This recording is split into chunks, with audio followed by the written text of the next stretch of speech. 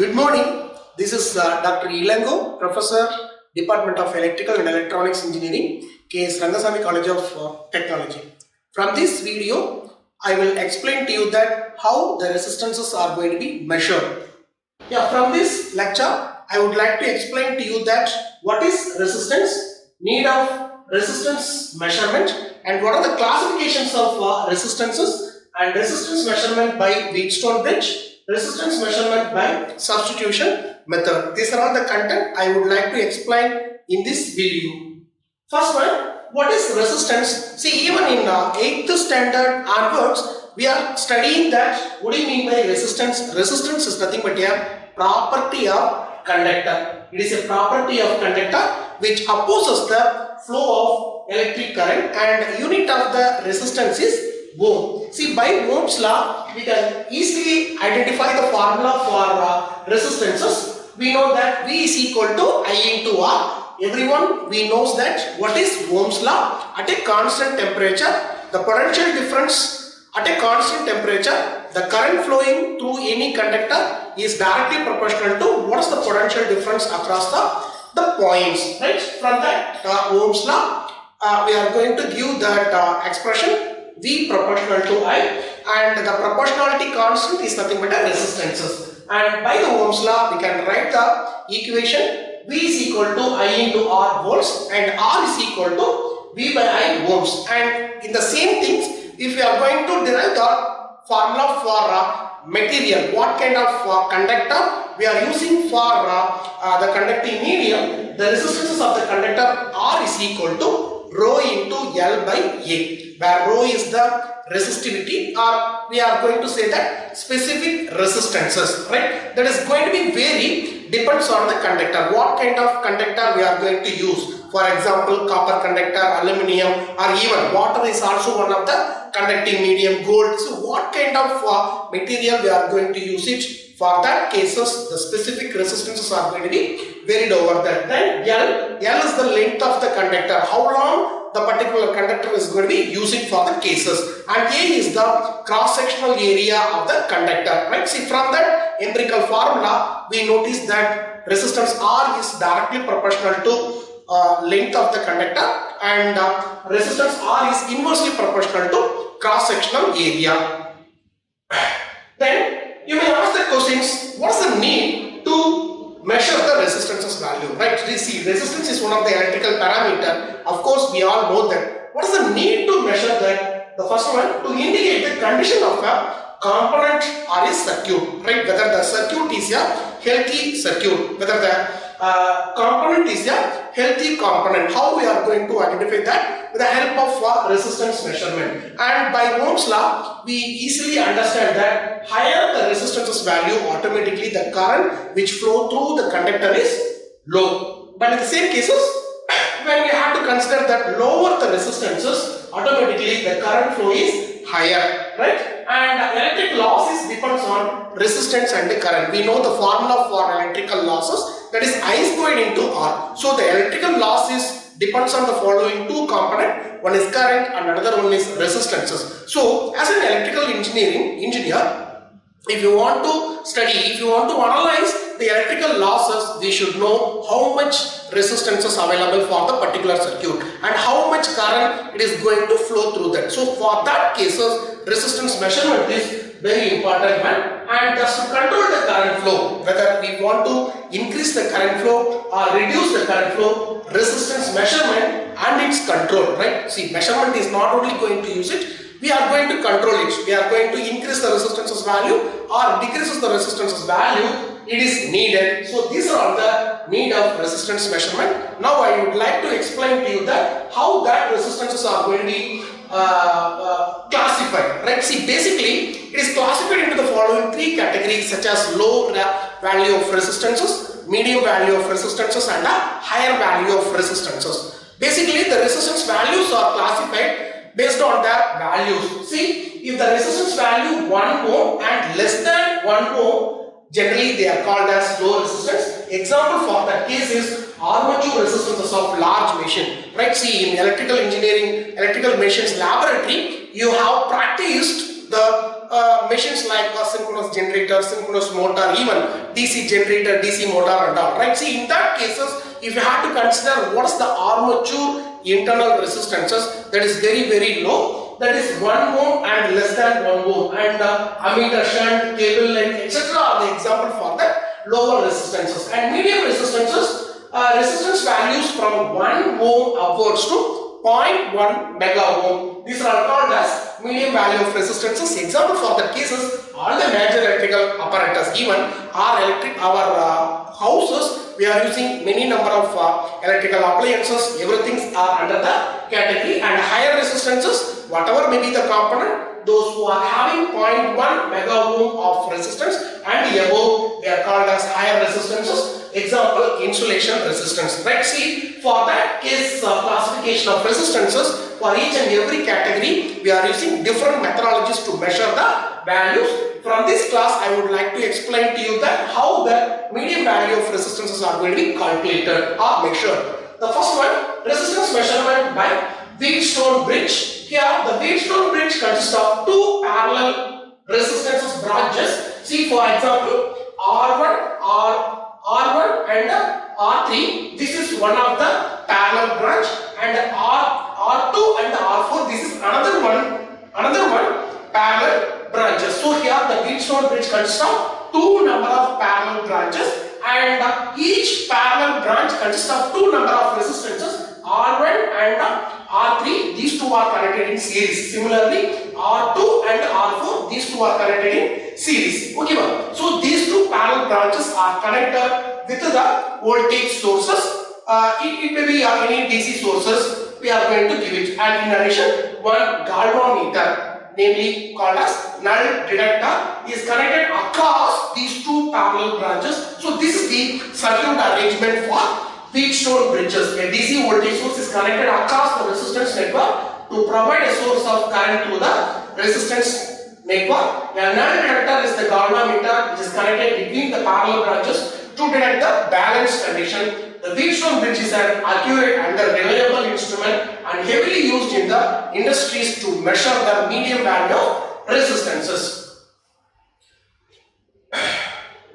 See here the operation. We want to know the value of R4. See, for example, here it consists of four number of resistances, R1, R2, R3 and R4. Out of these four number of resistances, R4 is going to be calculated. That means what? Remaining resistance R1, R2 and R3 are known value of resistances. We want to know the value of R4. Vary one of the remaining resistor until the current through the null detector decreases to 0. The bridge is in balanced condition. The voltage across the R3 is equal to voltage drop across R4. You may ask the question, at which situation? How the value of resistance R3 is going to be varied, and if galvanometer is going to be null detector. I will explain to you that at which situation the galvanometer produces the deflection, right? See, at which situation it produces the deflection? If there is any potential differences across these 2 points, C and D, if there is any potential differences, causes the potential differences, current will flow, right? So if I have to make the circuit, the potential difference between C and D is equal. That is, here it is plus 230 volt. Here it is also we are going to make it plus 230 volt. So what is this plus 230 and the plus 230? Potential difference between these two is equal to 0. Or we are going to say it in another way. This is 0 voltage and this is also going to be the 0 voltage. So here 0 minus 0, there is no any potential differences, causes that there is no flow of current, right? So at which situation the potential difference between C and D is equal? Here the potential drop across these R3 and R4 are equal. The potential difference in between R1 and R2 are equal, right? Both the cases. If the potential drop from here and here are equal, that means what? A to C is equal to A to D. A to C is equal to A to D. Automatically C to D is equal to 0. Or another way, B to C and B to D. Potential difference across B to C is equal to B to D. Here it is also, there is no potential difference in between C to D. So by this condition, we are going to measure the values, right? See, at balanced voltage drop, just now I told you that R1 and R2 must be equal. That means what? I3 R3 voltage drop is equal to I4 R4 voltage drop, and I1 R1 voltage drop is equal to I2 R2 voltage drop. And in the same situation, current I1 is equal to I3. There is no flow of current through galvanometer. That means I1, the same current will flow through the I3, and similarly current I2 will flow through R4 resistance only, not going to galvanometer, right? So at which situation is going to happen? At the null deflection situation. So I1 is equal to I3, I2 is equal to I4. Next slide. So by this equation, I1 equal to I3, I2 is equal to I4, and the potential drop I1 R1 is equal to I2 R2, I3 R3 is equal to I4 R4. Easily we are going to measure the unknown value of resistances by knowing other value of resistances. I1 R3, just we are substituting what is the current I1. I1 R3 is equal to I2 R4. By these two equations, we can easily show that value R1 by R3 is equal to R2 by R4. From that equation, R1 cross multiplication, R1 R4 is equal to R2 R3. By the way, we are going to measure the unknown value of our resistances. And when we look at the sensitivity of the Wheatstone bridge, the bridge sensitivity is defined as the deflection of galvanometer per unit fractional change of unknown resistances. SB is the sensitivity factor and theta is the deflection of this galvanometer. Del R by R is the changing value of a unknown value of resistances. By means of this, sensitivity of the bridge is going to be varied over that. Sensitivity of the bridge is dependent on bridge parameters, bridge voltage and the voltage sensitivity of the galvanometer. Sensitivity of the galvanometer, it purely depends on how much amount of current which flows through the cases, right? That is deflection by current. Okay, then the conclusion: resistance measurement by Wheatstone bridge. To measure the median value of resistances, null deflection principle is used for the cases. It is very easy to find out the unknown resistance of rest of three are easily known, and it is not so precious when it is used to measure the large resistances. When the large resistances are to be measured, the results are mostly non-linear. This is the conclusions about that Wheatstone bridge. And the another one case is resistance measurement by substitution method. Here, what do you mean by substitution method? From the name itself, we are going to understand the operation of these cases. By substituting another one resistances, easily we are going to measure the values. Right? See here, the substitution method.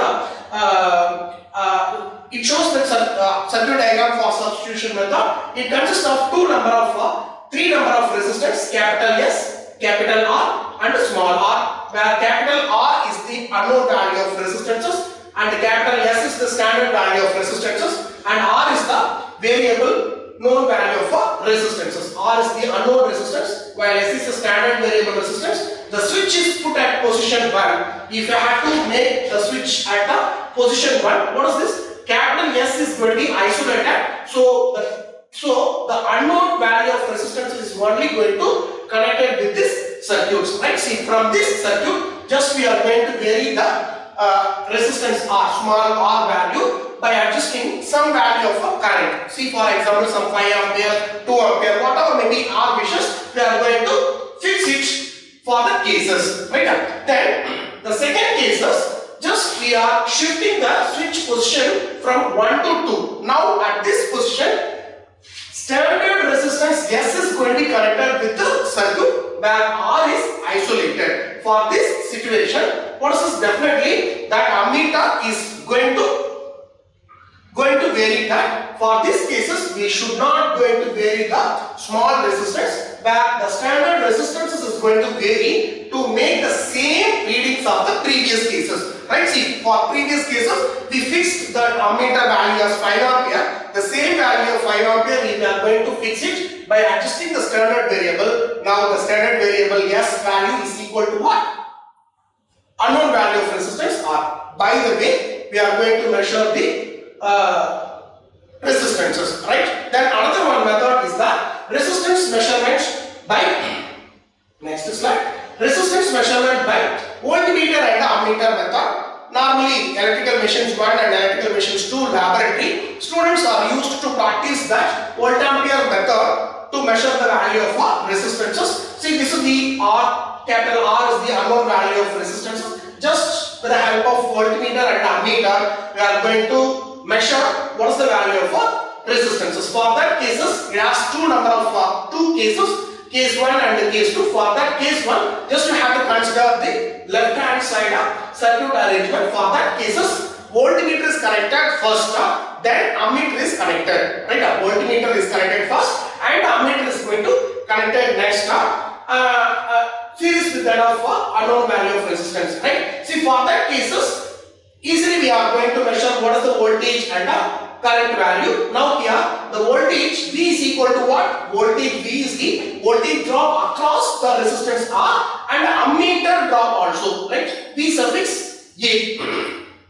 V is equal to VR plus VA and VR is equal to what? VR is the voltage across the unknown resistance. VR is equal to I into R. What's the current which flows through the resistance? And VA is the voltage across the ammeter, that is equal to I into internal resistance of the ammeter RA.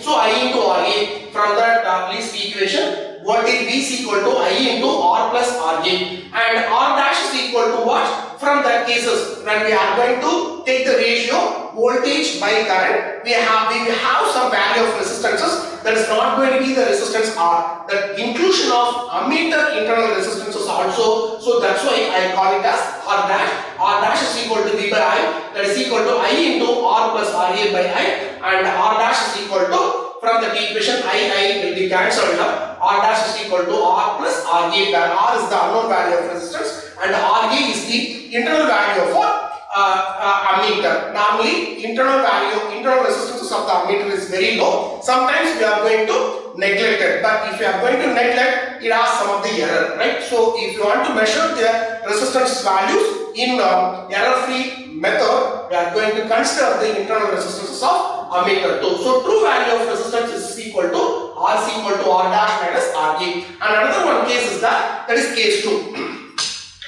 For case 2, just you have to consider ammeter is going to connect it first and voltmeter is connected next. Right? We all know that voltmeter means generally it is connected in parallel and ammeter means it is generally connected in series. See the previous case 1, voltmeter is connected first, then ammeter is connected next. For case 2, ammeter is connected first and voltmeter is connected next. Right? So for that cases, what we are going to consider the current through the voltmeter also, right? See here current I is equal to what? Here it is a junction. We know that Kirchhoff's current law. At a junction, incoming current is equal to sum of the outgoing current. Incoming current is I and outgoing currents are IR. It is the current through the unknown value of resistances and current through this voltmeter IR plus IV. And when we are going to measure the current I is equal to V by R and V is equal to, easily we are going to measure the values of internal resistances V by V of 1 by R plus 1 by RV, where RV is the internal resistances of voltmeter. And from that cases we are cancelled each other. We got an equation